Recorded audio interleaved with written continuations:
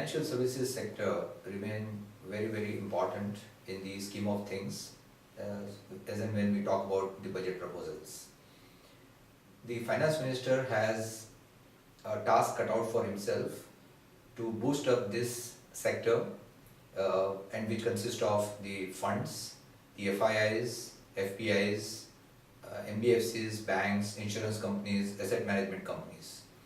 It's extremely critical that the finance minister has the proposals which would really shore up the investments made by the financial services sector in this country, especially the private equity funds.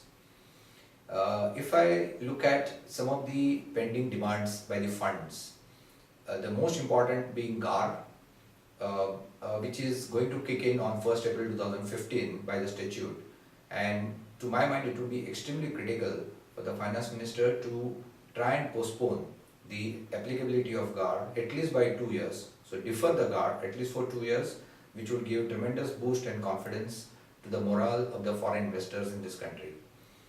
The second important provision is the indirect transfer provisions, a la Vodafone kind of situation, which to my mind cannot be made applicable to the funds on the line of show committee report, and I think that should be legislated as early as possible, preferably in this budget.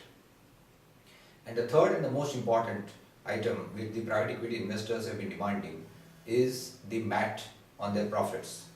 Now, there have been reports in the media to suggest that the tax office is looking at taxing the book profits of some of these funds, including private equity funds, even though the profits are tax exempt.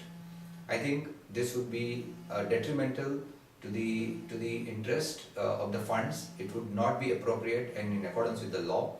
And I think the finance minister should do well to clarify in the budget to say that MAT should not apply to the overseas investors, especially the funds who do not maintain any books of accounts in this country. And the last and important point for the private equity investors would be the treaty applicability. Government should clarify that the treaties like Mauritius, Singapore or Cyprus should be made applicable to the funds who have valid tax residency certificate. Lastly, other financial players like insurance companies, banks, NBFCs and securitization trusts also require some beneficial tax treatment as has been demanded by the industry in past, and hopefully the finance minister would consider those positively. Thank you.